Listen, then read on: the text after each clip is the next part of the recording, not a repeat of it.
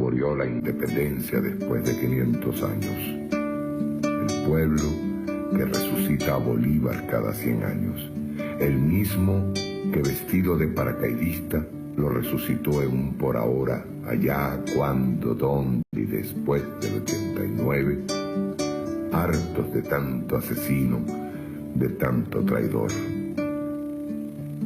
Fue él, Chávez, quien nos enseñó que la esperanza no es solo una poesía o una utopía permanente, o dejar pasar, o porque prefiero el dogma a permitirme el derecho a seguir teniendo esa esperanza, o peor aún, porque solo yo tengo la razón después de leer tantos libros y no conocer de la semilla, el riego, el sudor y el fruto.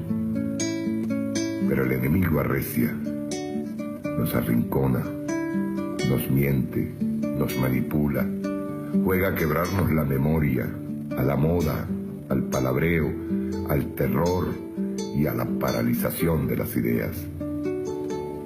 Luz Mercadé, mujer anónima, voz escondida del pueblo argentino, nos escribe: para muchos que estamos acostumbrados a poner el ojo estructural, ese que nos habla de las desigualdades profundas inherentes al sistema en que vivimos, nos cuesta también revisar con lupa ese ojo y encontrarnos con los matices de la muerte de la derecha, porque sabemos que es eso, que es putrefacción que corre a borbotones del modo más siniestro, matando vidas con armas, con enfermedades, con bombas, con desnutrición, con mortalidad infantil, cuya nominación más que ser un índice debería ser una profanación profunda a nuestra ética. Revisamos ese ojo porque vemos que todas estas atrocidades que nos socavan la esperanza se pululan y multiplican cuando nos enfrentamos de cara al fascismo que viste de amarillo y que del modo más mentiroso y alienante nos quiere vender que la muerte es la vida. Todas estas atrocidades, cuyo fetiche escondido es la ideología fascista, que en una suerte de paradoja dice defender la vida mientras mata a diestra y siniestra, no debe hacernos caer en la resignación y el desasosiego, porque aún si la historia de la humanidad es la historia de la sangre y el saqueo, también es la historia de la resistencia y de la vida, de, con o sin razón, no resignarse jamás a la hoja de la guadaña, porque a más muerte respondemos con más vida, porque al individualismo respondemos con la solidaridad, porque al analfabetismo político debemos responder con alfabetización. No debemos odiar al pueblo engañado, porque ellos no son nuestro enemigo y nunca lo fueron, y porque son los que sufren y van a sufrir como nosotros todo el saqueo, que a fin de cuentas podríamos pensar que el voto engañado de lo que se defiende es de la violencia simbólica, esa que bien sabemos sufrimos los que nos oponemos y soñamos. La vida, según Hollywood, según Haussmann o Mendoza, o cualquier sicario de la Roma que regentaba Calígula, es la folclórica pobreza de los que jamás tuvieron más derecho que el de respirar. Hasta un impuesto al pulmón se podría inventar. Dicen que Chávez está muerto, que la revolución se cae a pedazos, que solo basta hablar de un cambio para imponer el retroceso, que nuestra memoria prefiere arrodillarse y borrar de un plumazo al cuartel de la montaña, que Mr. Obama no es tan negro cuando firma un decreto y hasta parece blanco si se le mira de lejos, que nuestro pueblo termina adormecido por el pan, por el circo, por las luces y el oropel, que podrán regresar los conquistadores y engañarnos de nuevo. Si ese es nuestro destino, Bolívar no subió a la atalaya del universo y Chávez no conjugó el verbo amar perfecto. Pero les tengo un regalo.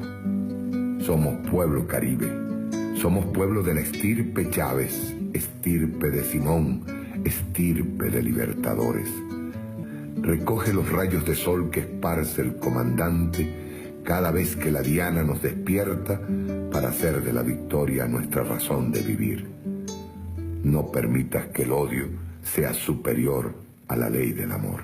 ¿Qué ocurre cuando Hugo Chávez llega al gobierno de Venezuela? La sociedad civil dominante trata de adueñarse de Chávez, pero Chávez salió montuno. Chávez nunca se ha subordinado y Chávez jamás se subordinará a esa vieja sociedad civil del Pacto de Punto Fijo. Y Antonio Gramsci es el autor de aquella tesis, una verdadera crisis histórica ocurre cuando hay algo que está muriendo pero no termina de morir, y al mismo tiempo hay algo que está naciendo pero tampoco termina de nacer. En ese tiempo y en ese espacio donde esto ocurre se presenta una auténtica crisis orgánica, crisis histórica, crisis total. Aquí en Venezuela, no lo olvidemos, desde hace varios años estamos en una verdadera crisis orgánica. Buena parte de los años por venir formarán parte de esa crisis histórica. Hasta que no muera definitivamente la Cuarta República y nazca plenamente la Quinta, la República Socialista y Bolivariana de Venezuela. Gramsci también esbozó y desarrolló la tesis del bloque histórico, la hegemonía de una clase que logra conformar un bloque histórico en el cual se pueden bien diferenciar las estructuras y las superestructuras. La superestructura del bloque histórico dominante tiene dos niveles. La sociedad política podemos resumirla, bueno, como las instituciones del Estado, las instituciones del gobierno, las instituciones políticas, pues. Y la sociedad civil, el otro nivel, es un complejo conjunto de instituciones comúnmente llamadas privadas, a través de las cuales la clase dominante hegemónica puede difundir en todos los planos de la vida su ideología, porque la sociedad civil tiene un conjunto de instituciones. Gramsci las enumera. Una de ellas, la Iglesia, la élite católica, con algunas excepciones, siempre en todo el mundo se ha alineado y ha formado parte de los bloques dominantes del capitalismo. Los medios de comunicación, esa es otra de las poderosas instituciones de la sociedad civil hegemónica. La Iglesia, los medios de comunicación y el sistema escolar son los tres grandes cuerpos orgánicos que Gramsci señala como las instituciones fundamentales de la sociedad civil, usadas por esta para difundir a los estratos y capas sociales y populares su ideología dominante. Y la ideología, Gramsci la clasifica en estratos, que la forma más elaborada de ideología es la filosofía, pero no todos podemos ser filósofos. Entonces, las clases dominantes fueron diseñando distintos estratos de ideología, y así ellos tienen sus filósofos. a través de los cuales van bañando de la ideología dominante a la sociedad. Pero luego hay un segundo nivel de la ideología que Gramsci señala como las ideas propiamente dichas, por debajo del nivel de la filosofía. El neoliberalismo, por ejemplo, tiene una filosofía, pero como ese nivel es muy elaborado y no es digerible por otras capas sociales, entonces la clase dominante elabora la tesis del libre mercado, la tesis de la libertad de expresión entendida como ellos la entienden, manipulándola. Un tercer nivel en los estratos ideológicos, según Gramsci, es lo que él llama el sentido común. Uno oye mucho esa expresión. ¿Por qué tú haces esto? Mucha gente dirá, bueno, yo no puedo explicarlo filosóficamente, yo no puedo explicarlo ideológicamente, pero es mi sentido común. Ahora, el sentido común es producto del baño de la filosofía dominante y de la ideología a través de distintas formas, a través de telenovelas, a través de películas, a través de canciones, de propaganda, de vallas, de colores. Y el cuarto nivel gramsciano de la ideología es lo que él llama el folclore. Nosotros hemos venido liberando el Estado porque la sociedad civil burguesa controló el Estado venezolano a su antojo y ellos están ahora replegados en los núcleos duros de la sociedad civil burguesa, utilizando a veces de manera desesperada los reductos que le quedan. Si la burguesía venezolana continúa arremetiendo desesperadamente, utilizando los reductos que le quedan, pues la burguesía venezolana seguirá perdiendo uno a uno los reductos que le quedan. Mientras tanto, compatriotas gobernadores, alcaldes, gobernadoras, diputados, diputadas, líderes políticos, jóvenes estudiantes, clase obrera, ministros, ministras, vicepresidentes, periodistas, creadores, actrices, escritores venezolanos, cantores, muchachos, muchachas, mujeres. Mientras tanto, a nosotros lo que nos queda es seguir conformando el nuevo bloque histórico. Somos nosotros los responsables de seguir echando pico y pala, pegando bloques y concreto para hacer así más grande, más sólido que las torres del Parque Central, el nuevo bloque histórico venezolano.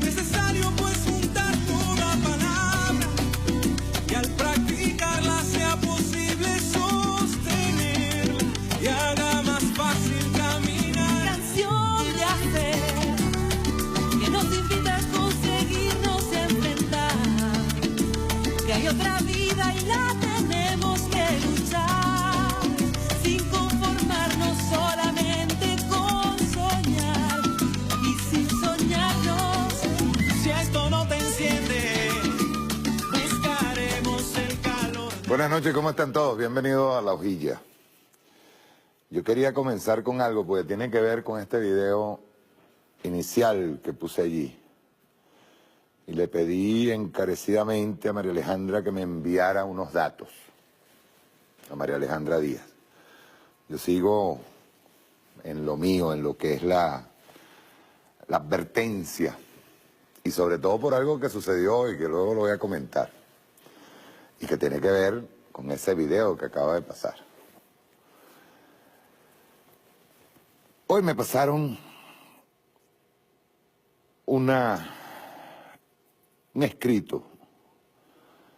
Dice, breve diario de Luna en el hospital, crónicas de una guerra. Por eso, si algo nos enseñó Chávez a todos, es a responderle a la guerra, primero con ideas claras, precisas. Pero la guerra trae muertos, trae decesos, trae a veces muertes que no esperábamos. Hoy llamé, incluso estuve tratando de comunicarme con la gente de Misión Verdad.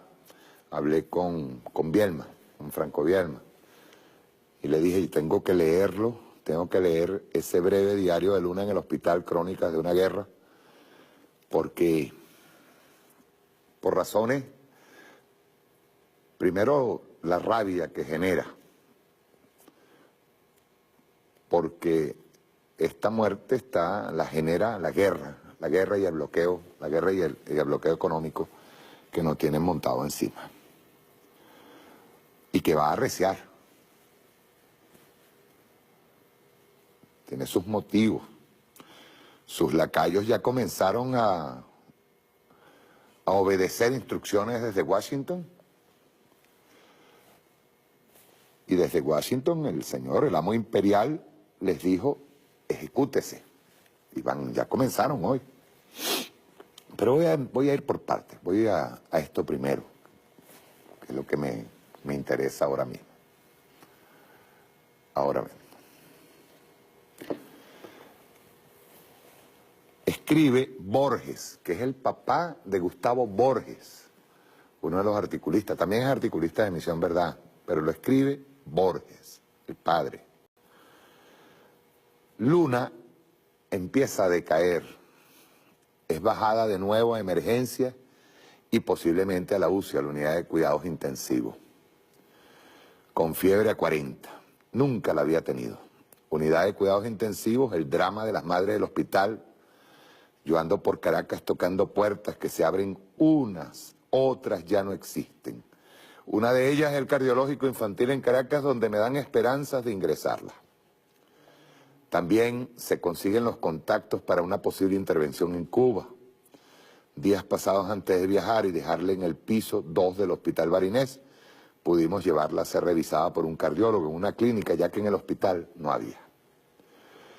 Buen tipo el cardiólogo. Trata en el infantil en Caracas, por cierto, pero el cuadro de Luna es solo de operaciones. No hay de otra. Salir de la infección pulmonar y empezar a operar. Antes de viajar a la capital nos dieron la noticia de que iría a piso. Subimos como a las 7 de la noche. Luna ya no usaba oxígeno y estaba más paradita. El piso 2 no nos dio muchas alegrías, ¿no? El hacinamiento era desproporcionado. No había ni lugar. Nunca entendí por qué no subieron. Tuvimos que habilitar entre todos un sitio, colocar la luz, al comprar un bombillo, ya con luz limpiar todo el lugar. Se activó de inmediato la solidaridad, agua, jabón, cloro, cepillo, aragán, coleto. En menos de media hora el lugar era humano. Una enfermera con signos de un cansancio infinito atendía a más de 60 niños, sola esa noche y en la madrugada. Me recordó cuando abajo, en la sala de emergencia, una noche, desaparecieron completamente doctoras, enfermeras y todo el personal. Solo los niños y familias quedaron esa noche tan larga.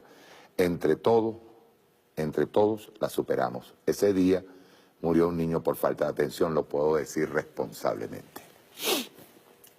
Superada y agotada las diligencias de 3 días en Caracas, me voy a Barinas con el corazón en angustia, con un dolor en el pecho insoportable, sin poder conseguir por ningún medio las medicinas para el corazón. Varias llamadas por el camino para saber de la niña me agotan la batería. No la conseguí en el hospital, sino en la morgue.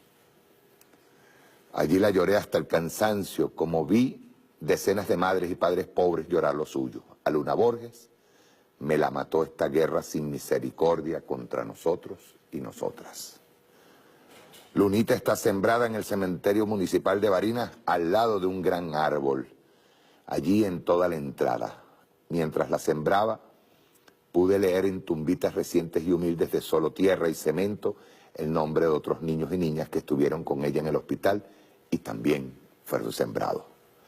Es la guerra. Estamos en guerra y a Luna me la mató esta guerra. Aquí finalizo esta historia, sereno, firme como aquel padre del campo que ya ante lo irremediable recobró su fuerza y enterró a su muchacho. Estamos en guerra. Firma esta carta Gustavo Borges.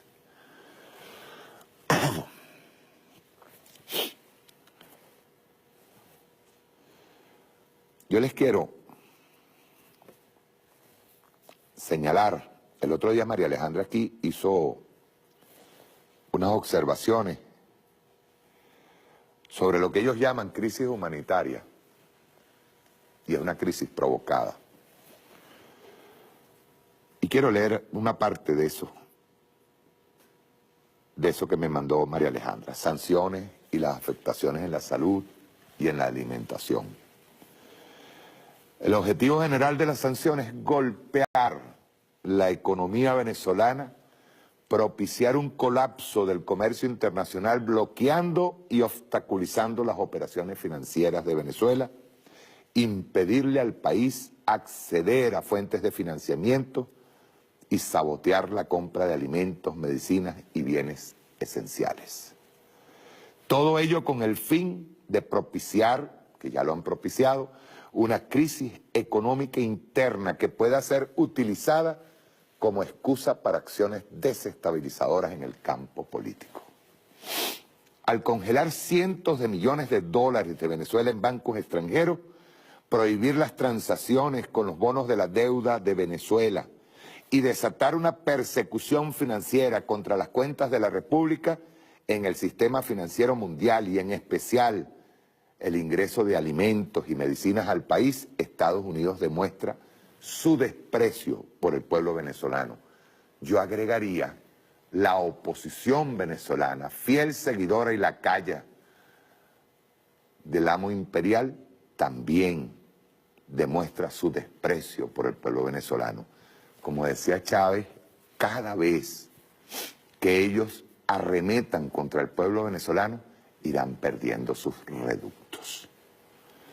La cínica estrategia de la agresión económica contra Venezuela tiene también como elemento esencial promover y alentar la migración de un número importante de ciudadanos venezolanos hacia países vecinos. Esta condición es fundamental para posicionar en la comunidad internacional el relato de la crisis humanitaria, que debe, por lo tanto, obligar a una intervención internacional de naturaleza humanitaria en Venezuela. El plan es más complejo. Hoy dio inicio a la parte política, y estoy hablando de la parte política desestabilizadora, fascista, que nosotros veníamos denunciando desde hace rato. Estas medidas coercitivas unilaterales han obligado a la República a triangular la compra de medicamentos y alimentos para abastecer al pueblo. Mecanismos de comercialización que encarecen las importaciones, y eso no le importa a la oposición venezolana, mucho menos le importa a los Estados Unidos. En cuanto a las transacciones comerciales con Estados Unidos, los últimos años han ingresado a nuestro país 61% menos de maquinaria, equipos, repuestos medidos en kilogramos, a pesar de que en dólares se ha registrado un aumento del 30% de este rubro. Ha ocurrido lo propio con medicamentos. Han ingresado al país 30% menos de kilogramos de medicamentos, sin embargo, se han realizado pagos en 101% a las empresas de Estados Unidos para este rubro. En cuanto a alimentos, ha sido desembolsado 167% más de divisas para la importación de este rubro, desde Estados Unidos. Sin embargo, solo ha ingresado el 13% adicional de alimentos desde el norte. Estados Unidos domina las rutas comerciales de las principales navieras, lo que le ha permitido obstaculizar la llegada de bienes esenciales para nuestra población, no solo aquellos que provienen de Estados Unidos, sino de cualquier otro país proveedor. Se trata de un crimen contra el pueblo venezolano, un crimen de lesa humanidad. Vamos al bloqueo de medicinas. En julio de 2017, el banco Citibank de Estados Unidos se niega a recibir fondos venezolanos para la importación de 300.000 dosis de insulina. En septiembre de 2017, un cargamento de 300.000 dosis de insulina pagadas por el Estado venezolano no llegan al país porque el banco Citibank boicoteó la compra de este importante insumo. En octubre del 2017, Venezuela aprueba recursos para vacunas y medicamentos a través del Fondo Rotatorio Estratégico de la Organización Panamericana de la Salud. El bloqueo de Estados Unidos imposibilita a Venezuela para depositar en el banco suizo UBS. Ello produce un retraso de 4 meses en la adquisición de vacunas, alterando los esquemas de vacunación del país. ¿Qué estarían discutiendo hoy en la Asamblea Nacional de estos pajaritos? En la írrita, en la que está en desacato. ¿Estaban discutiendo esto? Noviembre de 2017, Venezuela realiza pago para adquisición del tratamiento antimalárico, primaquina y cloroquina, solicitado al laboratorio BSN Medical en Colombia. Colombia bloquea el despacho sin justificación. En noviembre de 2017, un total de 23 operaciones financieras de Venezuela destinadas a la compra de alimentos, insumos básicos y medicamentos por 39 millones de dólares son devueltas por bancos internacionales. En noviembre de 2017, las transnacionales farmacéuticas, Baster, Abbott y Pfizer se niegan a emitir certificados de exportación a medicamentos oncológicos para el cáncer, imposibilitando la posibilidad de compra por parte de Venezuela. En diciembre de 2017, entre los meses de noviembre y diciembre, son retenidos en el extranjero 471.000 cauchos para vehículos comprados en el exterior debido al bloqueo financiero. Los pagos de Venezuela fueron recibidos, pero no se hicieron los despachos correspondientes.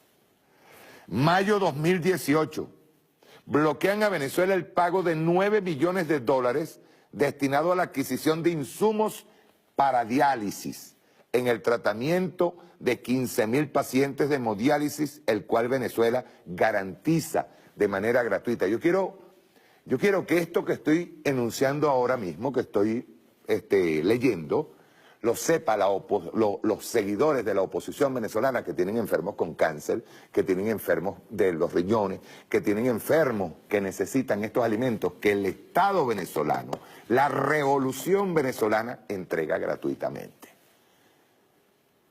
Pregunte entonces, ¿dónde está la crisis humanitaria si nosotros tenemos el dinero para comprar los medicamentos y no llegan? Y es desesperante, camaradas, cómo te llegan mensajes pidiéndote ayuda. Y yo sé, porque lo he visto, porque lo disfruto, créanmelo, cómo el Estado venezolano responde ante eso, pero se desespera también cuando no puede hacerlo, cuando está imposibilitado por el bloqueo financiero del amo del norte y la complicidad de los señores de la oposición venezolana. Complicidad, camarada. Y se lo estoy diciendo a usted, señor opositor, a usted que sigue creyendo en la Asamblea Nacional, a usted que tiene un enfermo en su casa de cáncer o al que hay que hacerle diálisis, a usted, camarada. Esto no se justifica bajo ningún concepto. Ni que seamos el peor enemigo del mundo. Pero eso que le dibujaron a ustedes, que somos el peor enemigo del mundo, se le está devolviendo a su familia. A su familia, al que usted tiene enfermo al lado. Y el loco que no tiene ningún enfermo ahorita, mire, Dios libre, santo, bendito, le pido que jamás se le enferme a alguien. Porque no es culpa del Estado venezolano no poder adquirir los medicamentos para ese familiar que pudiera caer enfermo.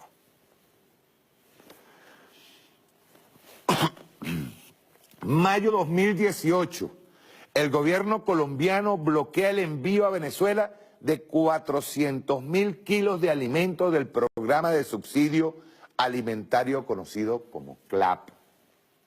Agosto 2018, eso es ahorita, camarada. Procuraduría Mexicana, el Estado de Peña Nieto, el gobierno de Peña Nieto, abre investigaciones fraudulentas contra 12 empresas, 12, que distribuyen alimentos a Venezuela por supuesto sobreprecio, a través del programa CLAP, afectando a la empresa nacional Salva Foods, compañía anónima, cerrando sus cuentas y retrasando la entrega de cajas de los meses de septiembre y octubre de 2018, acompañado de una campaña de descrédito al programa sobre mala calidad de los productos y daños a la salud de los mismos.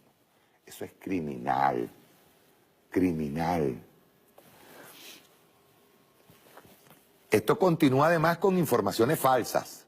En el informe presentado por el alto comisionado, este afirmó que, abro comillas, las importaciones del sector estatal representaban el 95% de los suministros de salud necesarios para el funcionamiento del sistema de salud público.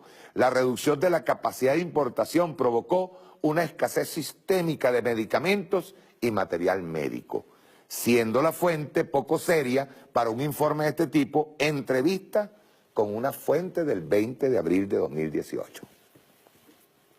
Debemos decir responsablemente que la importación, producción, suministro y dispensación de los medicamentos en Venezuela es responsabilidad de la industria farmacéutica privada, principalmente las transnacionales, las que mencioné, Abbott, Pfizer, empresas que se encuentran funcionando en territorio venezolano, así lo indican los reportes anuales publicados en las páginas web.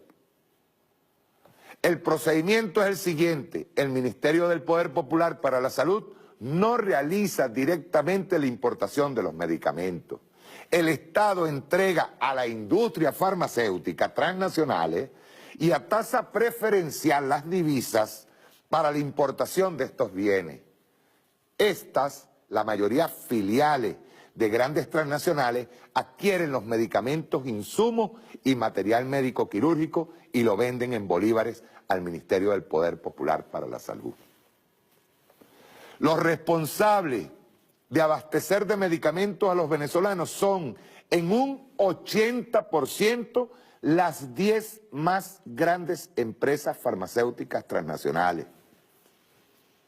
Las empresas responsables de la producción, importación y distribución de estos productos ni están destruidas como consecuencia de un desastre natural, ni fueron demolidas como consecuencia de acciones de guerra armada. Sus trabajadores se encuentran dispuestos y disponibles para trabajar, es decir, no ha ocurrido una catástrofe que impida a sus empleados acudir a sus puestos de trabajo. Los puertos y aeropuertos venezolanos están funcionando perfectamente, por lo tanto pueden recibirse los productos importados. Pero hoy más allá, están haciendo las medicinas y las están escondiendo. Limitan la distribución, la salida a la calle. Díganme ustedes si Borges no tiene razón en decir que estamos en guerra. Guerra. Pero además, estas empresas, la mayoría de capital transnacional, siguen funcionando en el país, no han cerrado sus puertas. Ninguna ha manifestado que piense retirarse del mercado venezolano. Todas muestran ganancias operativas en sus informes anuales. Recientemente, y quiero hacer un comentario aparte, Fedecámaras y Fedenaga y todos estos dijeron que esa subida de salario a 1.800 bolívares soberanos les perjudicaba en las cuentas. Tamaño cinismo.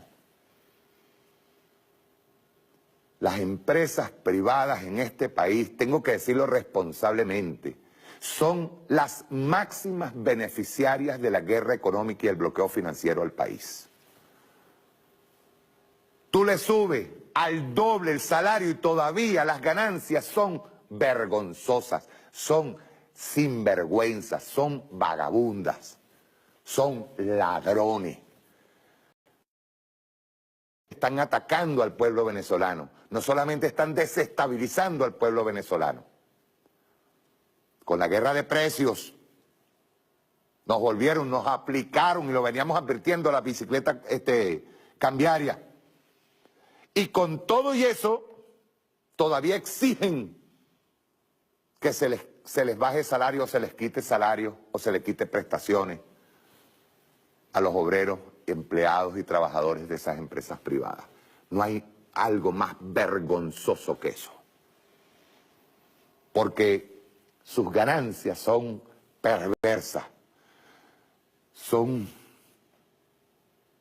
vergonzosas, dan asco la forma en que han venido ganando dinero, mucho dinero, y así todo poniendo atacando al pueblo y participando de una guerra sin cuartel.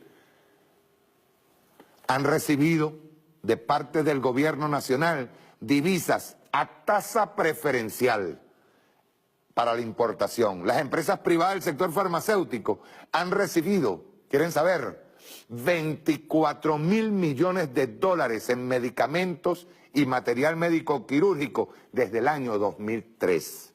Momento en que se inició el control cambiario, y hasta el 2015, lo que equivale a decir que han importado esa cantidad en dólares.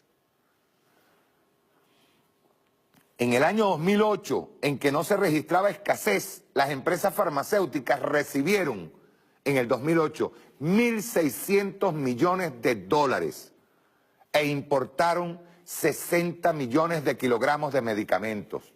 Mientras que en el año 2014, momento en que la escasez ascendió a 60%, según los voceros de la Federación Farmacéutica de Venezuela, la asignación de divisas fue de 2.400 millones de dólares, es decir, el doble que en 2008, y sin embargo solo importaron 31 millones de kilogramos, la mitad, y le doblaron las divisas.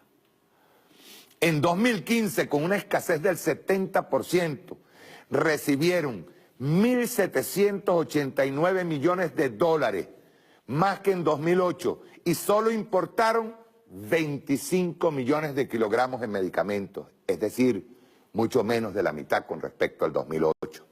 Con cálculos simples obtenemos que el costo promedio de kilogramo medicamento aumentó 249% desde el 2003 hasta el 2015. Pasó de 22,24 dólares por kilo a 77,51 dólares por kilo.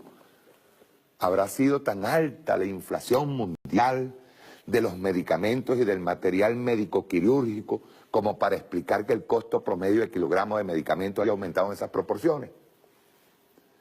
Y otra pregunta que me hago, ¿por qué carajo la medicina privada sigue haciendo así impunemente? Sigue haciendo los presupuestos de un día para otro en dólares.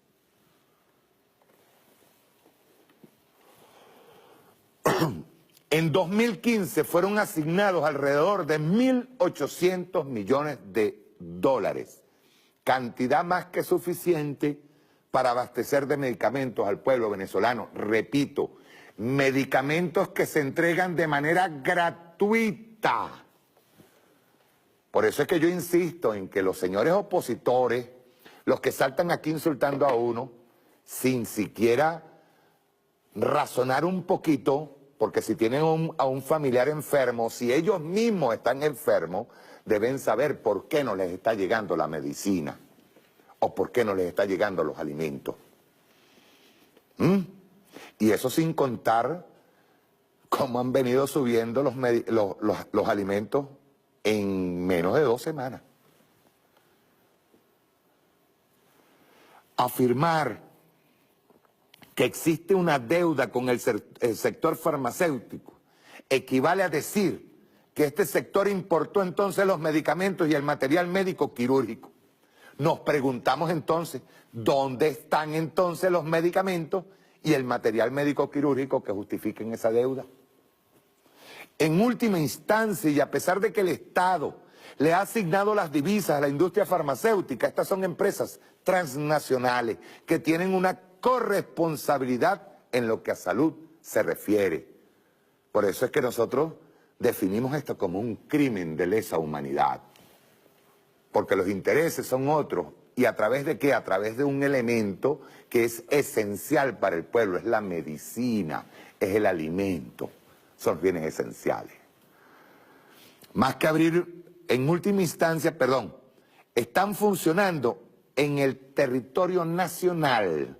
Más que abrir un canal humanitario para que ingresen medicamentos, debería ejercerse la autoridad con la industria farmacéutica para que importe, produzca y suministre los medicamentos en el territorio venezolano. ¿Por qué eso no lo hablaron hoy en la Asamblea Nacional?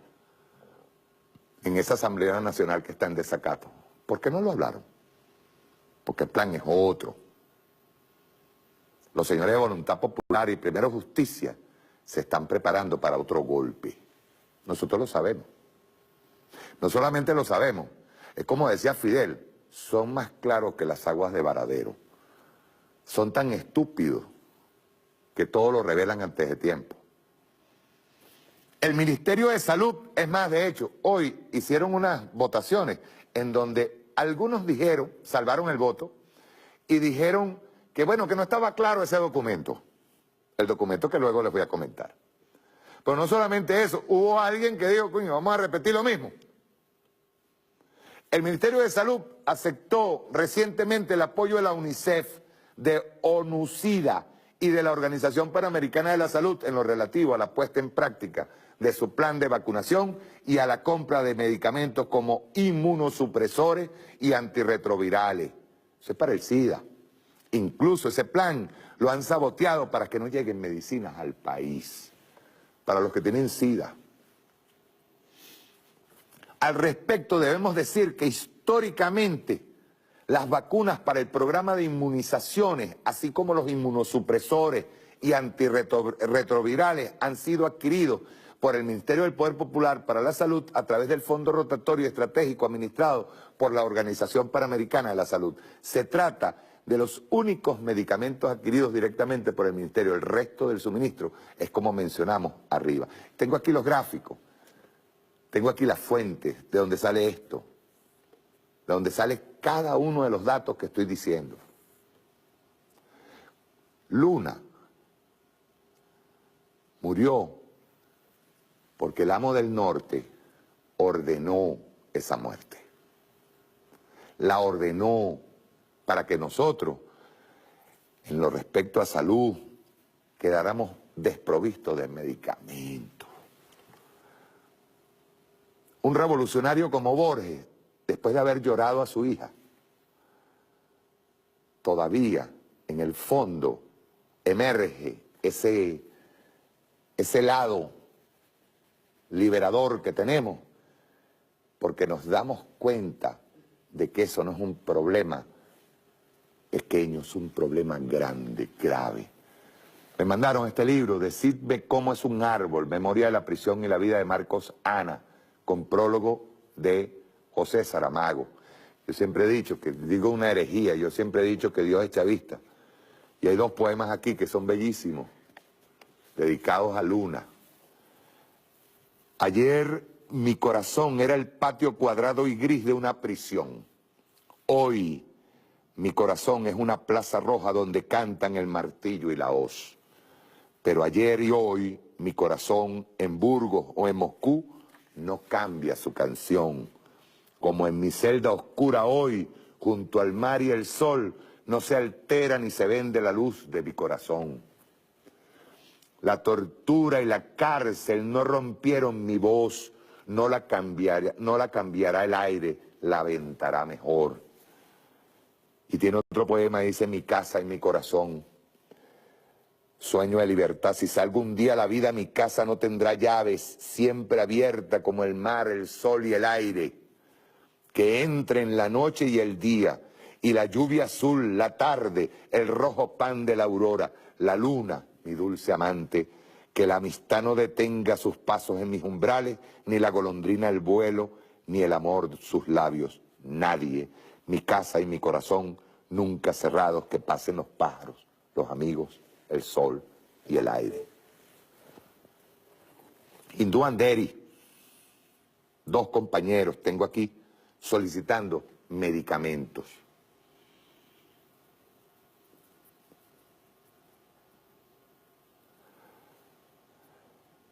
Indú Anderi me mandó un poema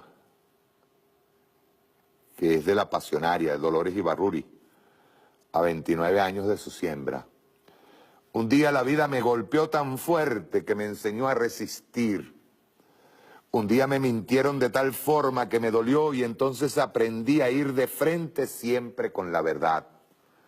Un día me falló quien menos imaginaba y entendí que las palabras hay que cumplirlas y de los actos hay que hacerse cargo.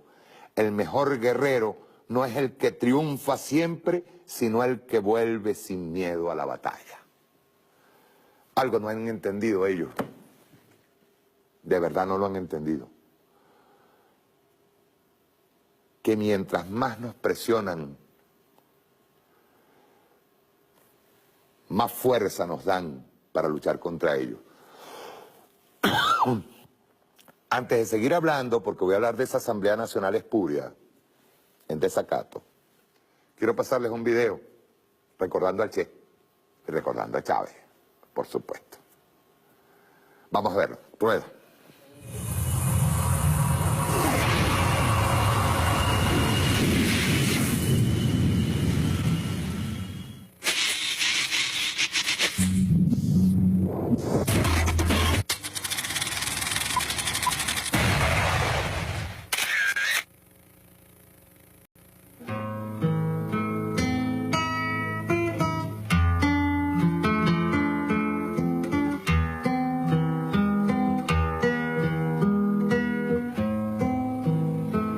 Esto es lo único íntimamente mío e íntimamente conocido de los dos que puedo dejarte ahora. Los heraldos negros. Hay golpes en la vida tan fuertes. Golpes como del odio de Dios. No siente ellos la resaca de todo lo sufrido que empezara en el alma.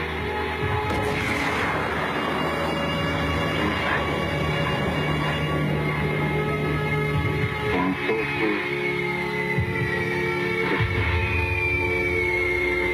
en zanjas oscuras en el rostro más luz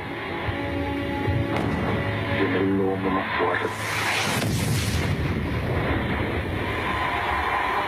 Serán tal vez los potros de bárbaros apilas, heraldos negros que nos mandan.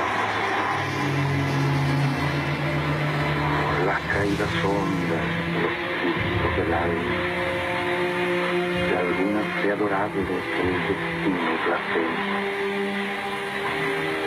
o golpes sangrientos con las crepitaciones,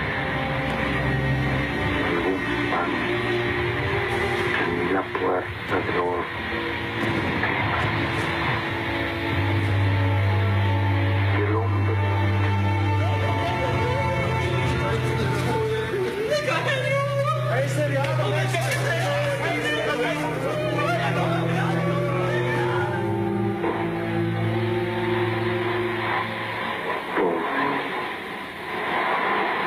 Vuelve los ojos como cuando por sobre el hombro nos llama una palmada.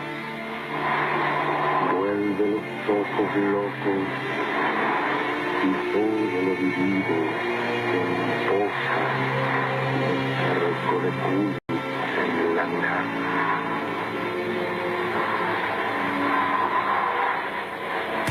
Hay golpes en la vida tan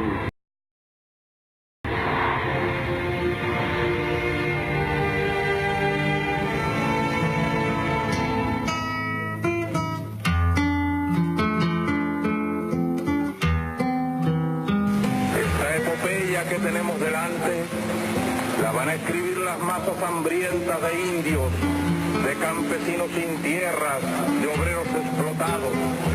La van a escribir las masas progresistas, los intelectuales honestos y brillantes que tanto abundan en nuestras sufridas tierras de América Latina. La importancia entonces de la unidad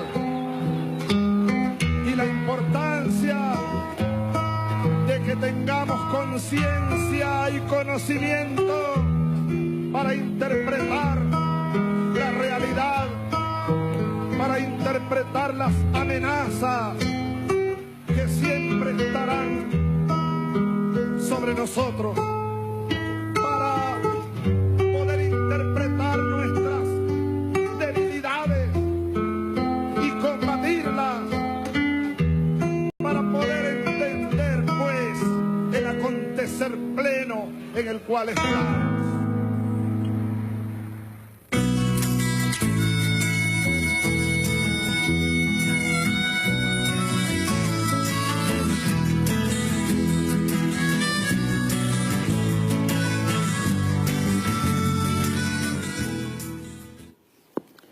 A la canción que estaba bien sabrosa, yo no sé, parece las puse ahí.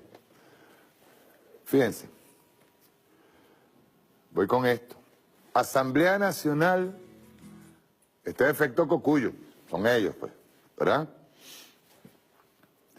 Escuchen, es como Guerravizano mata soldados. Y como nosotros estamos claritos para dónde van, ellos siguen perdiendo reductos por eso. Hay tanto estúpido, tanto ridículo, anunciando caos, que ya nosotros sabemos qué es lo que están haciendo. Por cierto, ahorita quiero responderle a una persona que me escribió. ¿Usted sabe por qué le compramos las transnacionales, compadre? Porque no tenemos una fábrica aquí. Y es difícil. Nosotros hemos hecho convenios. Así que, ¿qué hay que hacer? Lo que dijo Chávez en el primer video, que lo voy a poner antes de continuar, porque es que si nosotros seguimos en esto, ¿verdad?, culpando siempre al Estado cuando el Estado más bien debería habernos dado Ustedes saben lo único que yo culpo al Estado, camarada, en no tener estos datos desde hace rato, para irlo explicando. Pero nosotros necesitamos una fábrica de medicamentos. Esos medicamentos, camarada, a nivel mundial, para que lo sepa, tiene unas patentes. ¿Cómo hacemos?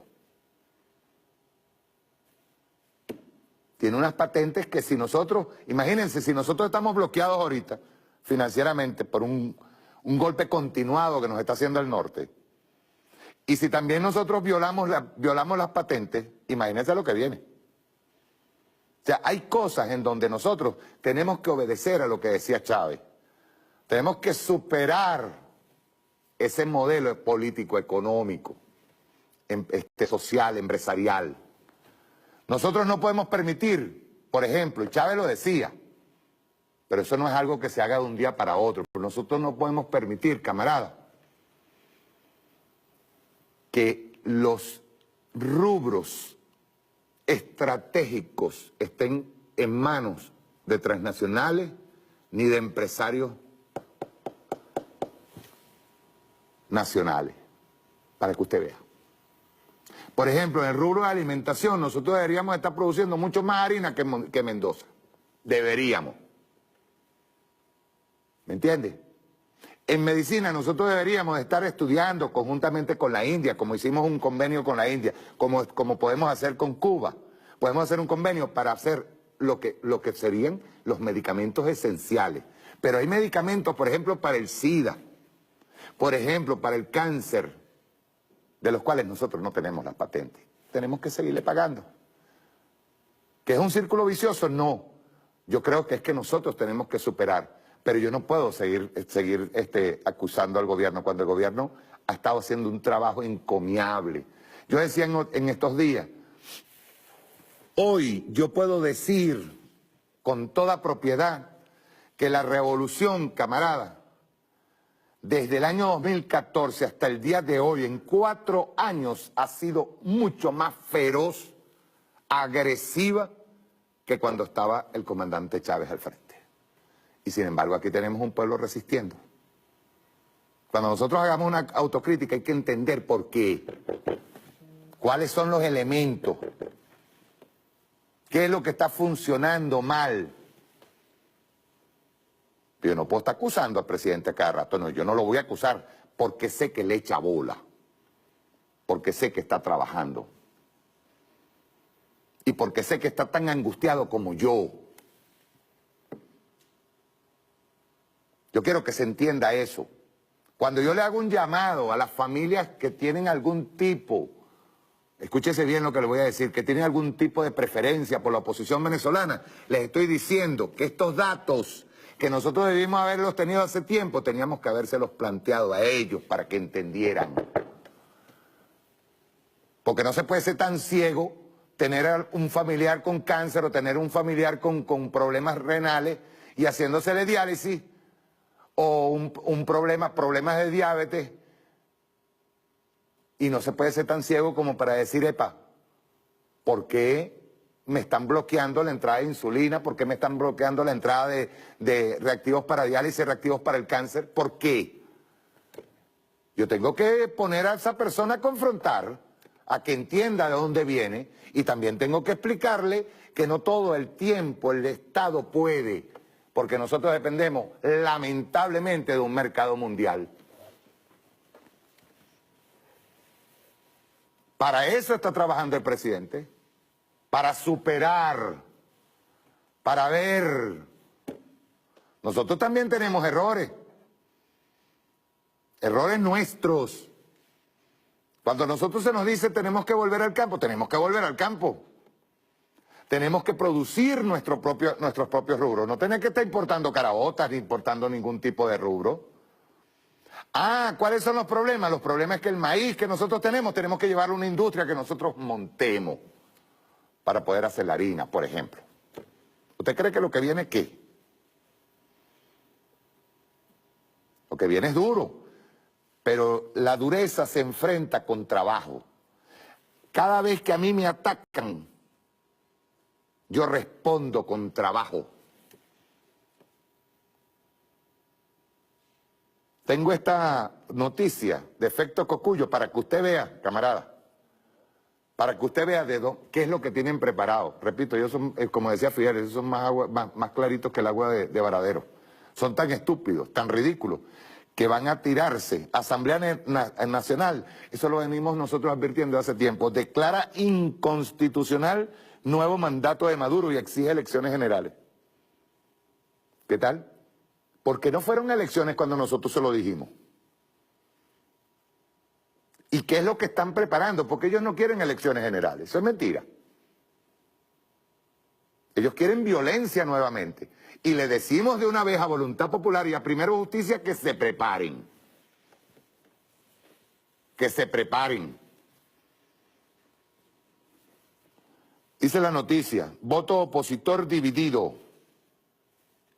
El acuerdo parlamentario que declara inconstitucional el nuevo mandato presidencial que asumirá Nicolás Maduro el 10 de enero.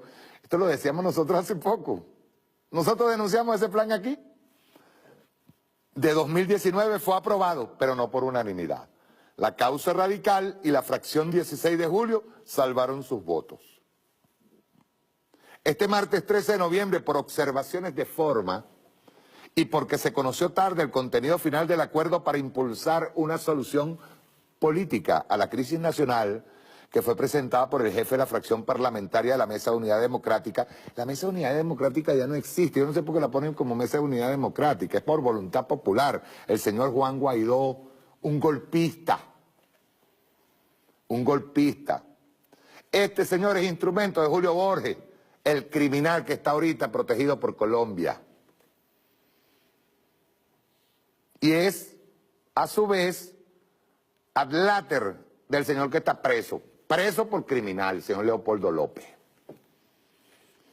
El documento precisa que Maduro incurriría en usurpación de funciones.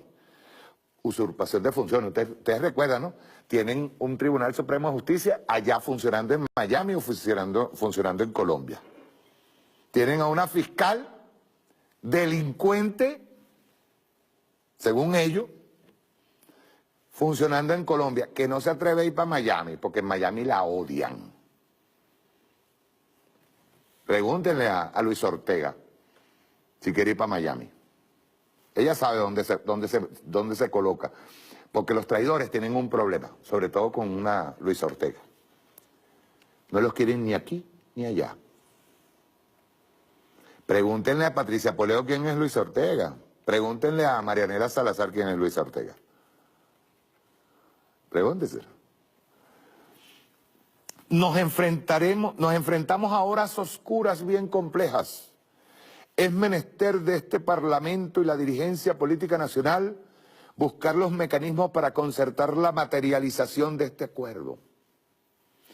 El que pretende dividir al Parlamento es el régimen. Nosotros no tenemos nada que ver con esas reuniones que ustedes tienen en esa Asamblea Nacional, en desacato. No, ustedes van allá y se reúnen. ¿Cuál es el problema? Y a veces lo vemos cuando estamos allá en la Asamblea Nacional Constituyente. Cuando salen, todo muy circunspecto. El que pretende dividir al Parlamento es el régimen. Nuestra labor es preservar el Parlamento como institución. ¿Cuál Parlamento?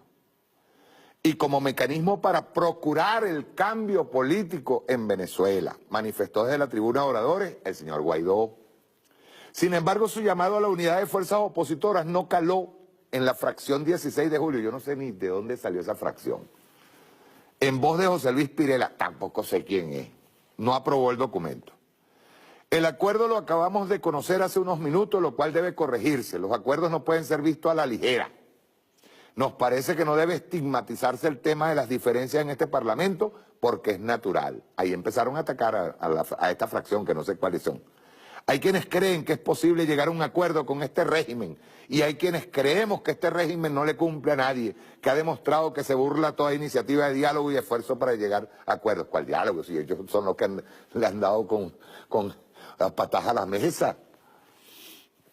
El parlamentario insistió en que Maduro es un inquilino ilegítimo de Miraflores. Expresiones de hace 6 meses, 7 meses, 10 meses. Y que la Asamblea Nacional debe mantener la ruta de cambio siendo coherente en el planteamiento del vacío presidencial.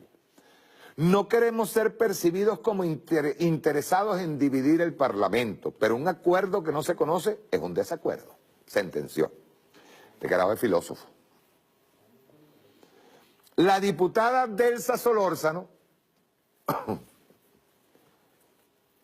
hay gente que tiene cara de desagradable. Hay gente, yo digo así que hay gente que caemos mal. La diputada Delsa Solórzano defendió el acuerdo y aseguró que el texto es claro en declarar inconstitucional la pretensión de Nicolás Maduro de continuar usurpando los poderes presidenciales a partir del 10 de enero del 2019. Fíjate, ve bien esta torpeza, ¿no? Porque esta misma declaró hace poco, por favor, ve bien, que decretaron desde la Asamblea Nacional o desde el tribunal ese espurio que tienen por allá afuera, decretaron que había abandono de cargo. Ahora dice que Nicolás Maduro está en el cargo hasta el 10 de enero. Coño, pónganse de acuerdo. El pueblo hoy pide a gritos unión Y la fracción de la unidad se va a empeñar en construir esa unión. Entonces me parece a Aquiles Esté, cuando dijo que la próxima presidenta de este país, porque tiene el 90% de aprobación, es María Corina Machado. Tengo que decirle eso a Diosdado. Diosdado, mosca. Tienes que invitar más a menudo a María Corina. Tiene el 90% de aprobación. Por la causa R tomó el derecho de palabra Américo de Gracia, quien argumentó que salvaban su voto porque no podemos venir arriados sin conocer exactamente qué establece el acuerdo. También creemos en la unidad, somos militantes de la unidad, pero la unidad se construye con confianza, un ejemplo de cooperación y comunicación. No podemos venir arreados sin conocer exactamente de qué se trata, de que se trata de un golpe de Estado continuado. ¿De qué se trata? Se trata simple y llanamente de una obediencia supina y lamebotas del imperialismo norteamericano. No sé qué fue el acuerdo. Luis Florido, el que se robó unos reales por ahí, hablando de crisis humanitaria, creo que está expulsado de Primero Justicia, si no me equivoco. Sentenció que en el hemiciclo de debates no hay diputados puros o impuros. Hay dirigentes políticos que estamos en la capacidad de encontrar caminos conjuntos con la comunidad internacional para responderle al pueblo venezolano, que es el que vive la penuria de no conseguir alimentos ni medicinas. ¿Se fijan, camaradas? Lo dice Luis Florido, uno de los que recorrió con Borges a todos los países abyectos para atacar, para que no nos mandaran medicina, no nos mandaran. Ellos son los que apoyaron las sanciones de Trump. Y ahora son tan cínicos que le dicen a la gente que no pueden conseguir ni alimentos ni medicina. Yo les hice a usted, y de paso, los datos que yo les di son verificables para el que no, para el que es simpatizante de la oposición y no lo crea. Se exige una solución política, dijo el señor Luis Florido, para lavarle la cara al régimen. Los que pertenecen al PSUV no vienen ya a este parlamento, es que no pueden ir. Si ese parlamento está en desacato, no pueden ir. ¿Y para qué van a ir? Esa es otra cosa. ¿Para qué van a ir?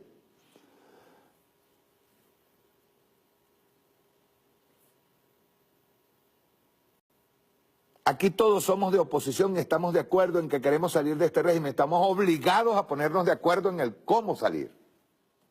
Se están poniendo de acuerdo hace años, desde el año 98, perdón. En conjunto con la comunidad internacional, va bien, otra vez, y con el consenso que genera este documento, podemos construir el principio de la salida del régimen. Yo te aviso, Chirulí. Alfonso Marquina cerró el debate rechazando la descalificación entre opositores. Dice, la democracia es pluralidad.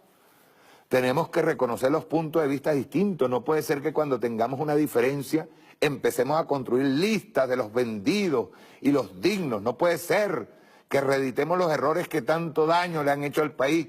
Nos une Venezuela y la democracia, la necesidad de una salida política y pacífica. El pasado 6 de noviembre, el voto opositor también se dividió cuando debatían declarar inadmisible para una negociación al jefe del gobierno español, José Luis Rodríguez Zapatero. La fracción 16 de julio señaló con nombre y apellido a los parlamentarios que no respaldaron el acuerdo que mencionaba expresamente a Zapatero como miembro de la fracción Zapatero y colaboracionista.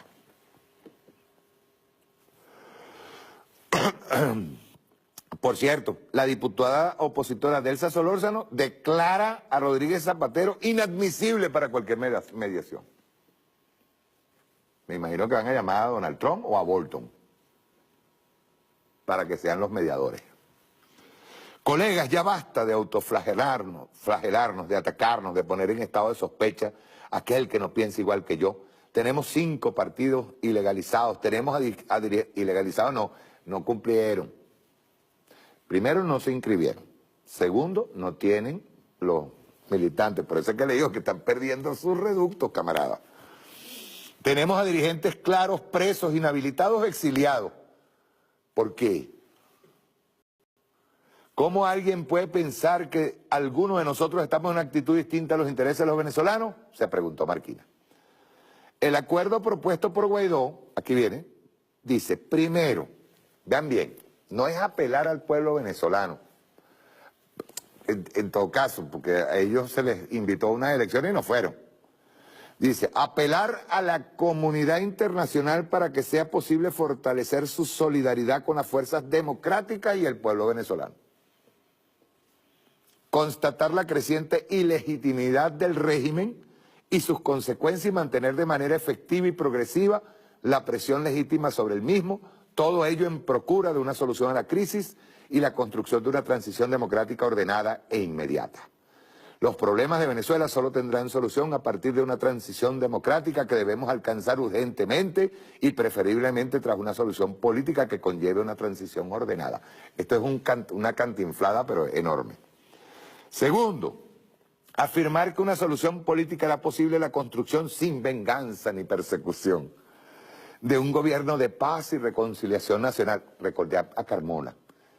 E inmediatamente que recordé a Carmona, que también hablaba de paz y reconciliación nacional, me acordé de las persecuciones, de cómo buscaron a Tarek William Saab, de cómo buscaron a los que decían que eran pistoleros de Puente Llaguno, cómo buscaron a Rodríguez Chacín, ministro, cómo empezaron a perseguir por todos lados, oliendo, parecían perros sabuesos buscando a los dirigentes del PSUV o a los dirigentes de la revolución. ¿Se acuerdan?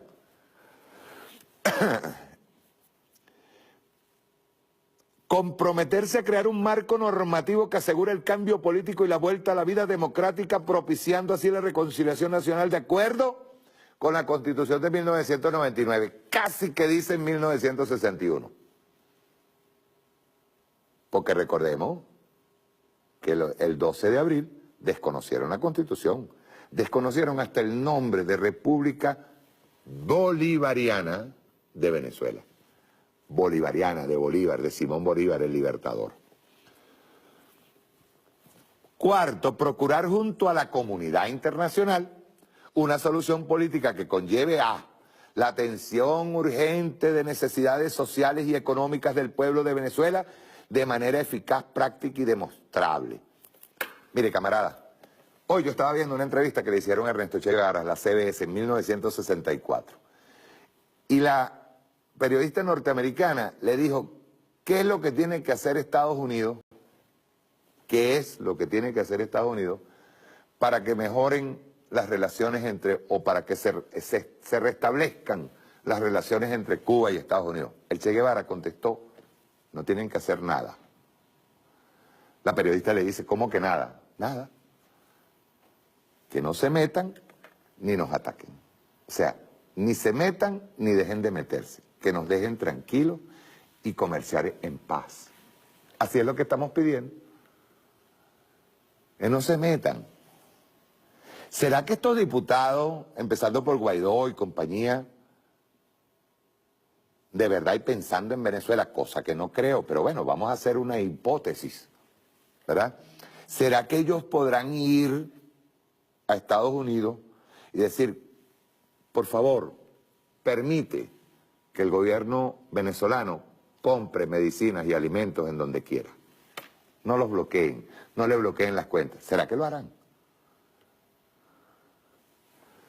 La liberación de todos los presos políticos y el retorno de los exiliados y levantar inhabilitaciones, excluyendo a delincuentes financieros.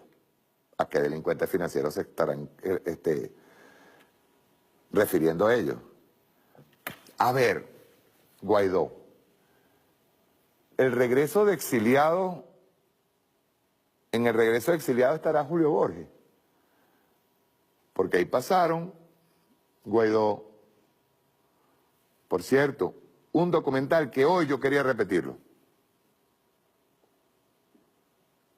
el del atentado, documental que se pasó en cadena nacional, pero hoy yo lo quería repetir. ¿Será que Requesens no tenía nada que ver y Julio Borges tampoco? ¿Y por qué está protegido por el gobierno de Colombia? Él debería venir,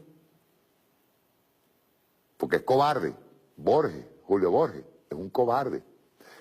Él manda a los demás por delante, incluyendo al pendejo de Requesén, que terminó tratando de ayudar, en un plan en donde nada más y nada menos se acababa con la vida del presidente y todo el alto mando político y militar del país. Expliquen ustedes al mundo qué hubiese sucedido si ese plan se hubiese concretado.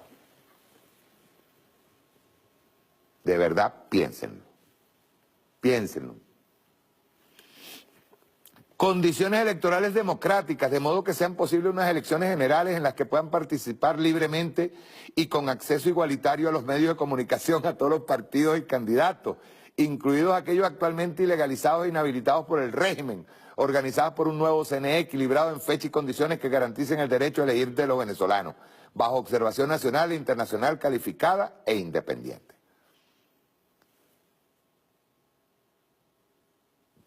Yo le hago una pregunta rápidamente, entonces. Si nosotros tenemos un CNE malo, ¿verdad? ¿Por qué ustedes tienen un gobernador o una gobernadora en Táchira, por ejemplo? ¿Por qué ustedes tienen Suátegui? Porque tienen un gobernador, creo que en Nueva Esparta. Digo, qué cosa tan rara, ¿verdad? Un CNE que permite que gane la oposición. O sea, lo que es bueno para el pavo es bueno para la pava. Resulta que estos gobernadores sí ganaron, pero los demás no ganaron.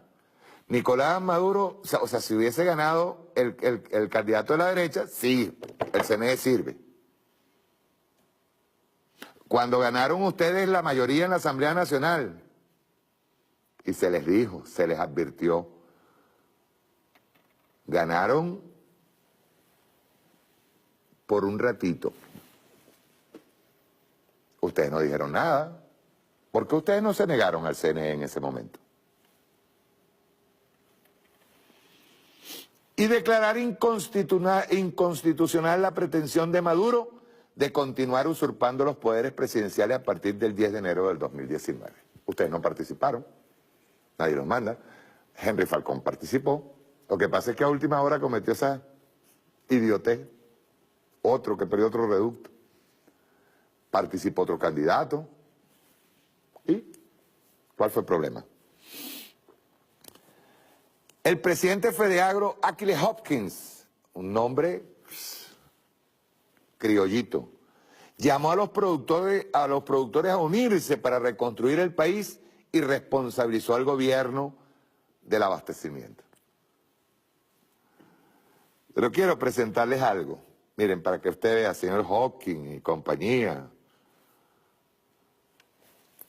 Yo le enseñé el otro día esto a una persona. Quiero que la vean. Porque es que ellos están claritos. Mira, eso, todos los días nosotros vemos qué es lo que están haciendo. Miren, yo quiero hacer una pregunta aquí. Lo voy a decir con nombre y apellido.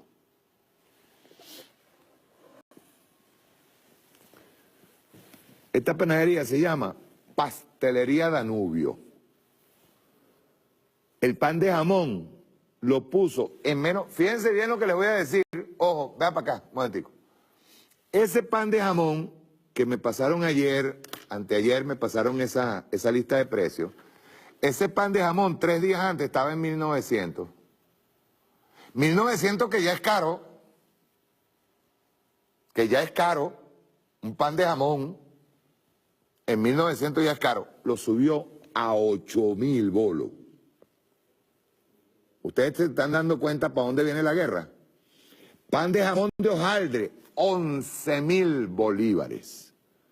Hallaca servida, miren, 6.500 bolívares. Hallaca para llevar, 6.000. Le meten 500 bolívares más por una persona que va y le lleva la hallaquita y se la pone en la mesa. Pan de jamón de pavo, 11.000. Plato navideño, 11.500 bolívares soberano. Panetón de fruta, 10.000.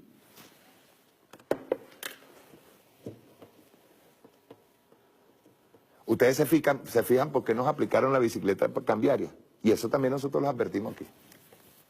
Esta vaina es una grosería. Esto es para agarrar y poner 1.000, 2.000 panaderías de esas comunitarias y entregarles toda la harina que se le está llevando a estos vagabundos, porque tú son unos vagabundos, y entregarle la harina a las comunitarias.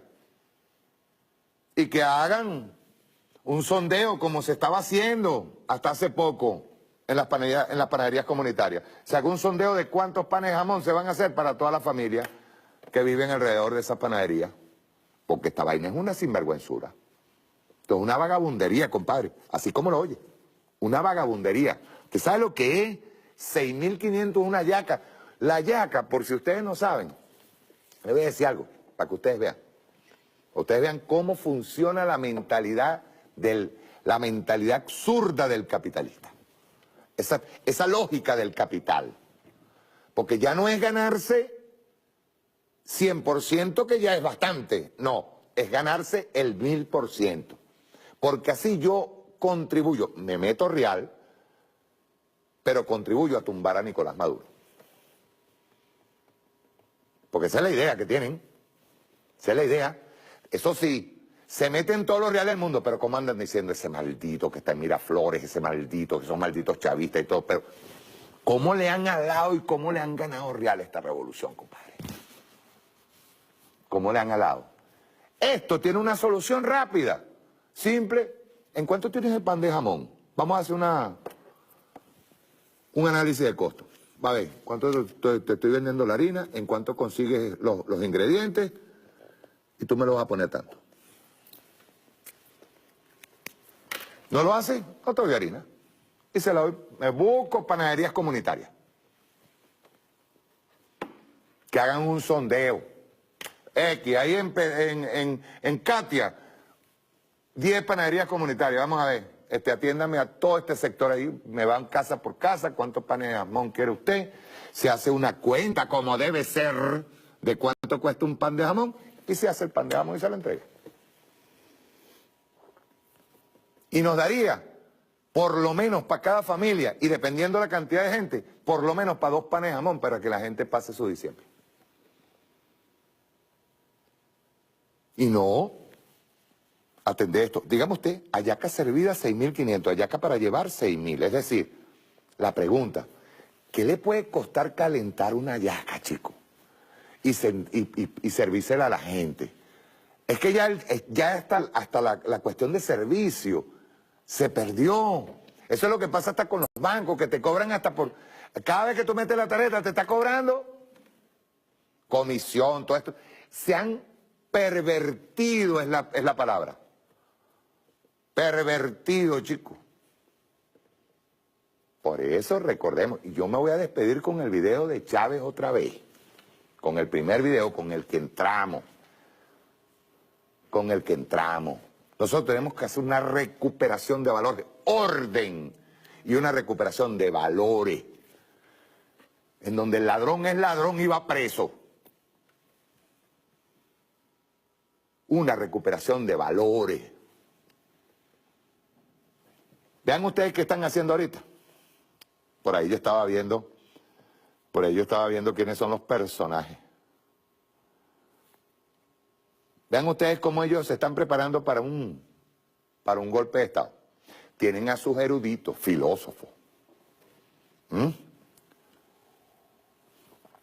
Van a la Universidad Simón Bolívar, están en otras. Ya les voy a decir más o menos quiénes son los personajes. ¿Quiénes son los personajes? Si no me sale por aquí, me sale por este lado. Aquí está. Crisis política en América Latina. Seminario Internacional de Ciencias Políticas, 26 y 27 de noviembre del 2018. Ricardo Sucre, politólogo, comunicador social, magíster en psicología social. Tema: Unión Cívico-Militar de Chávez a Maduro. Un análisis a partir de la clasificación de normas militares 1999 de 2016. militares. Luis Alberto Butó, historiador, tiene un PhD en historia, militares y transición en América Latina. Yo no quiero ni pensar qué es lo que va a hacer Alberto Butó, porque es capaz de decir que Pinochet era buena gente y que aquí lo que hace falta es hacer una transición de lo político a los militares, chicos, para agarrar de una vez y agarrar a este pueblo chavista y empezarlo a exterminar. Y luego dicen, ¿cómo hacemos una transición sin odio y sin venganza? Y un tal José Alberto Olivar, historiador, PhD en historia, vean ustedes el tema, la militaridad y sus efectos ante el futuro de la transición democrática en Venezuela. ¿Qué ustedes creen que están tocando? ¿Están apostando a qué? A un Pinochet. Nosotros no tenemos Pinochet aquí.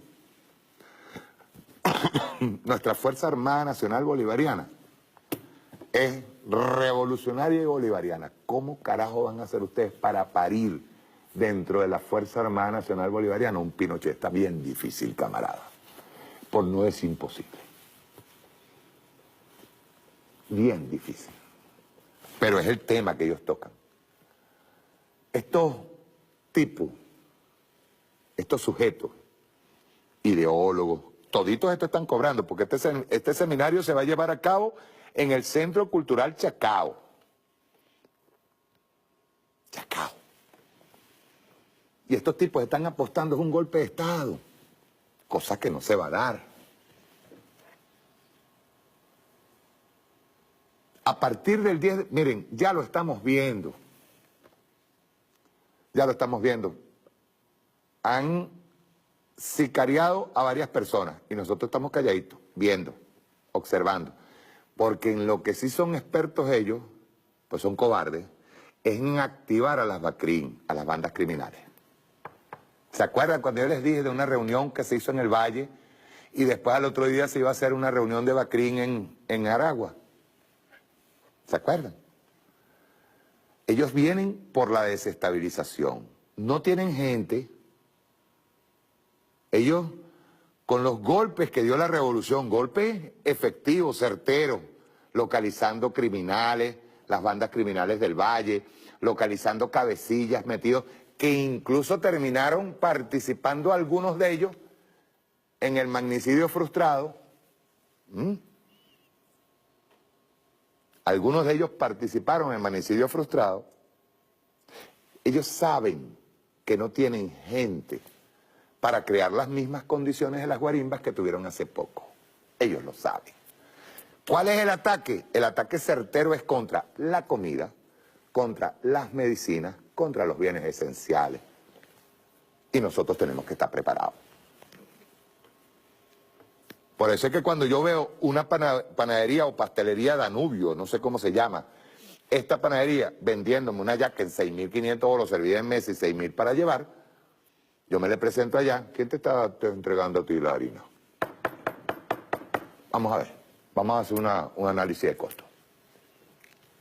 Punto. ¿Qué hay que hacer? Operaciones efectivas de contra o sea, una respuesta contra la contrarrevolución. Respuesta efectiva. Orden. Cuando yo digo orden, es autoridad. Orden y organización con las bases populares. Pueblo organizado. Y cuando digo pueblo organizado es civil y militar, todo completo.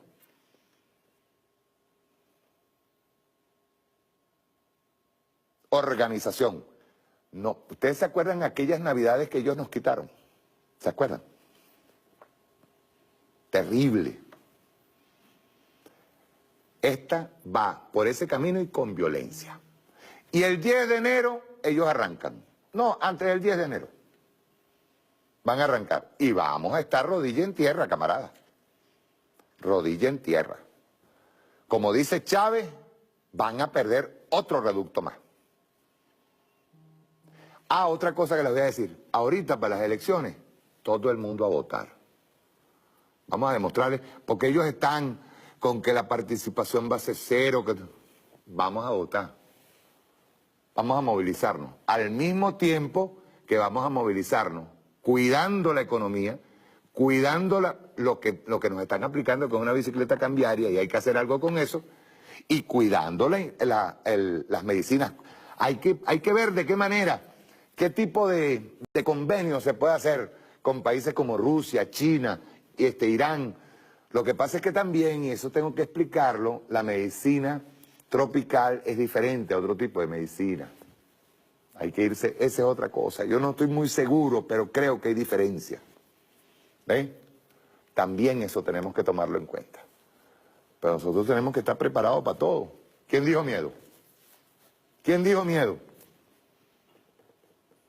¿Quién dijo miedo? Me despido con el video 1, por favor. Chao. Nos vemos el sábado.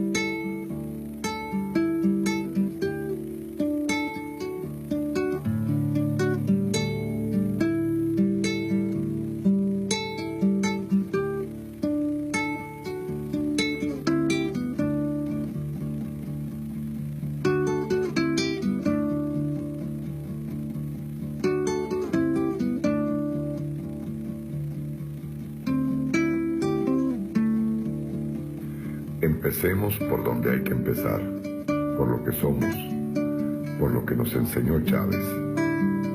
Y nos enseñó con premeditación amorosa. Como bien lo escribió Claudia, y con dolor Liliana lo echó al mundo en esa urgencia dolorosa de Chávez en la piel. Hoy tengo un nudo de Chávez en la garganta, como si toda la rabia se juntara en un nombre, que es la manera como eligió llamarse un pueblo, un tiempo de revolución, una manera veintiúnica de existencia de nuestro socialismo. No hay más opciones. Patria es compromiso, sacrificio, veintiúnica posibilidad. Chávez nos dio voz y sobre todo posibilidades, porque no somos un asunto de mercado. Somos hijos de la misma crisis histórica, somos hijos del mismo parto histórico de los pueblos que se cansaron de aguantar la dominación de las élites criollas que traicionaron a estos pueblos y entregaron la nación suramericana al imperio norteamericano. Hoy tengo una esperanza de Chávez en mi corazón, porque el tipo no se rindió. Porque no se entregó, porque desafió al sentido común y a las prédicas conservadoras de lo posible. Porque el tipo se hizo querer, así, milico, como era. Porque se equivocó y se corrigió muchas veces. Porque el tipo se dio todo completito a la historia. Porque así está entrando, con esa sonrisa tan Chávez en el rostro indio, tan feliz, celebrando picardías, tan cómplice de Fidel, tan hablando hasta por los codos, tan abrazadito al pueblo más pobre y más desconsolado, tan valiente el tipo, tan entero en cada despedida, con su espada de Bolívar y su constitución bajo el brazo como regalos del rey Melchor, tan tierno en su dureza. Claudia no se equivocó, como tampoco se equivocó todo un pueblo de rostros cenizos, rostros negros, o el rostro curtido del indio que saboreó la independencia después de 500 años. El pueblo que resucita a Bolívar cada 100 años, el mismo que vestido de paracaidista lo resucitó en un por ahora, allá, cuándo, dónde y después del 89, hartos de tanto asesino, de tanto traidor. Fue él, Chávez, quien nos enseñó que la esperanza no es solo una poesía o una utopía permanente, o dejar pasar, o porque prefiero el dogma a permitirme el derecho a seguir teniendo esa esperanza, O, peor aún, porque solo yo tengo la razón después de leer tantos libros y no conocer de la semilla, el riego, el sudor y el fruto. Pero el enemigo arrecia, nos arrincona, nos miente, nos manipula, juega a quebrarnos la memoria, a la moda, al palabreo, al terror y a la paralización de las ideas. Luz Mercadé, mujer anónima, voz escondida del pueblo argentino, nos escribe: para muchos que estamos acostumbrados a poner el ojo estructural, ese que nos habla de las desigualdades profundas inherentes al sistema en que vivimos, nos cuesta también revisar con lupa ese ojo y encontrarnos con los matices de la muerte de la derecha, porque sabemos que es eso, que es putrefacción que corre a borbotones del modo más siniestro, matando vidas con armas, con enfermedades, con bombas, con desnutrición, con mortalidad infantil, cuya nominación más que ser un índice debería ser una profanación profunda a nuestra ética.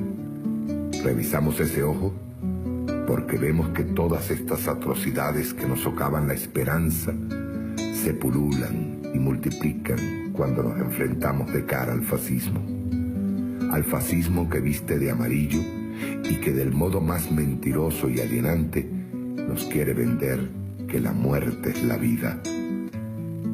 Todas estas atrocidades, cuyo fetiche escondido es la ideología fascista, que en una suerte de paradoja dice defender la vida mientras mata a diestra y siniestra, no debe hacernos caer en la resignación y el desasosiego, porque aún si la historia de la humanidad es la historia de la sangre y el saqueo, también es la historia de la resistencia y de la vida, de, con o sin razón, no resignarse jamás a la hoja de la guadaña, porque a más muerte respondemos con más vida, porque al individualismo respondemos con la solidaridad, porque al analfabetismo político debemos responder con alfabetización.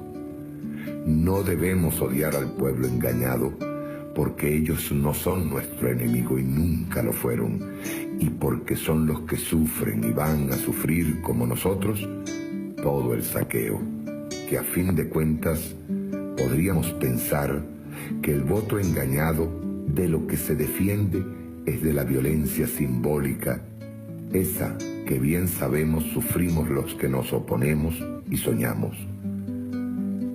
La vida, según Hollywood, según Haussmann o Mendoza, o cualquier sicario de la Roma que regentaba Calígula, es la folclórica pobreza de los que jamás tuvieron más derecho que el de respirar.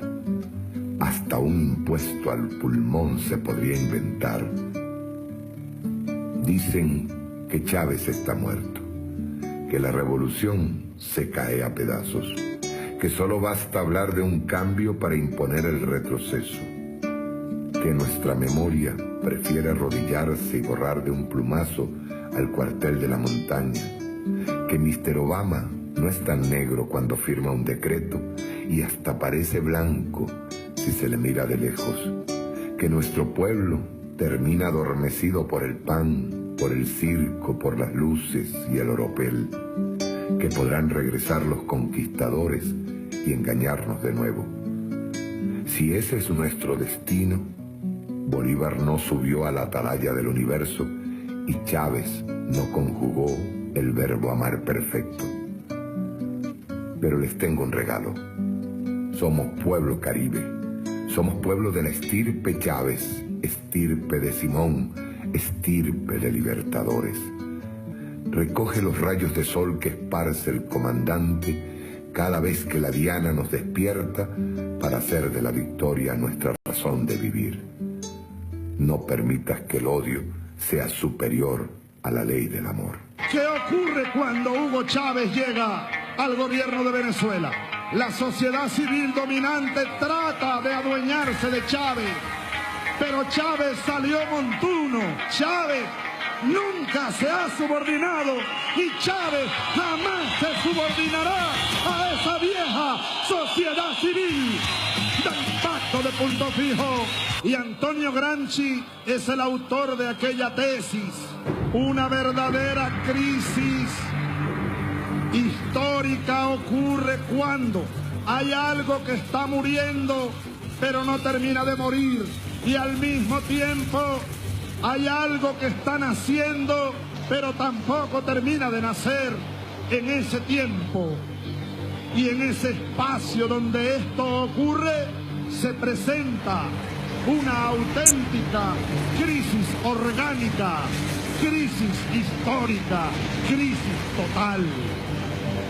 Aquí en Venezuela, no lo olvidemos, desde hace varios años estamos en una verdadera crisis orgánica. Buena parte de los años por venir formarán parte de esa crisis histórica. Hasta que no muera definitivamente la Cuarta República y nazca plenamente la Quinta, la República Socialista y Bolivariana de Venezuela. Gramsci también esbozó y desarrolló la tesis del bloque histórico, la hegemonía de una clase que logra conformar un bloque histórico en el cual se pueden bien diferenciar las estructuras y las superestructuras. La superestructura del bloque histórico dominante tiene dos niveles. La sociedad política podemos resumirla, bueno, como las instituciones del Estado, las instituciones del gobierno, las instituciones políticas, pues.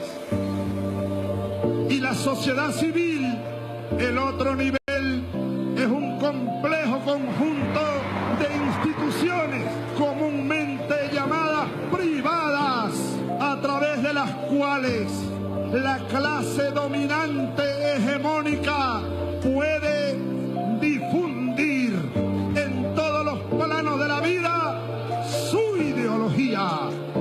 Porque la sociedad civil tiene un conjunto de instituciones, Gramsci las enumera.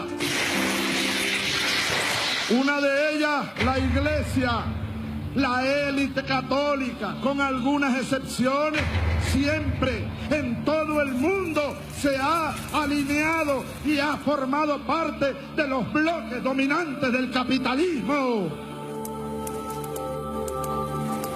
Los medios de comunicación, esa es otra de las poderosas instituciones de la sociedad civil hegemónica. La Iglesia, los medios de comunicación y el sistema escolar son los tres grandes cuerpos orgánicos que Gramsci señala como las instituciones fundamentales de la sociedad civil, usadas por esta para difundir a los estratos y capas sociales y populares su ideología dominante. Y la ideología, Gramsci la clasifica en estratos, que la forma más elaborada de ideología es la filosofía, pero no todos podemos ser filósofos. Entonces, las clases dominantes fueron diseñando distintos estratos de ideología y así ellos tienen sus filósofos, a través de los cuales van bañando de la ideología dominante a la sociedad. Pero luego hay un segundo nivel de la ideología que Gramsci señala como las ideas propiamente dichas, por debajo del nivel de la filosofía. El neoliberalismo, por ejemplo, tiene una filosofía, pero como ese nivel es muy elaborado y no es digerible por otras capas sociales, entonces la clase dominante elabora la tesis del libre mercado, la tesis de la libertad de expresión entendida como ellos la entienden, manipulándola. Un tercer nivel en los estratos ideológicos, según Gramsci, es lo que él llama el sentido común. Uno oye mucho esa expresión. ¿Por qué tú haces esto? Mucha gente dirá, bueno, yo no puedo explicarlo filosóficamente, yo no puedo explicarlo ideológicamente, pero es mi sentido común. Ahora, el sentido común es producto del baño de la filosofía dominante y de la ideología, a través de distintas formas, a través de telenovelas, a través de películas, a través de canciones, de propaganda, de vallas, de colores. Y el cuarto nivel gramsciano de la ideología es lo que él llama el folclore. Nosotros hemos venido liberando el Estado porque la sociedad civil burguesa controló el Estado venezolano a su antojo y ellos están ahora replegados en los núcleos duros de la sociedad civil burguesa, utilizando a veces de manera desesperada los reductos que le quedan. Si la burguesía venezolana continúa arremetiendo desesperadamente, utilizando los reductos que le quedan, pues la burguesía venezolana seguirá perdiendo uno a uno los reductos que le quedan. Mientras tanto, compatriotas gobernadores, alcaldes, gobernadoras, diputados, diputadas, líderes políticos, jóvenes estudiantes, clase obrera, ministros, ministras, vicepresidentes, periodistas, creadores, actrices, escritores venezolanos, cantores, muchachos, muchachas, mujeres. Mientras tanto, a nosotros lo que nos queda es seguir conformando el nuevo bloque histórico. Somos nosotros los responsables de seguir echando pico y pala, pegando bloques y concreto para hacer así más grande, más sólido que las torres del Parque Central, el nuevo bloque histórico venezolano.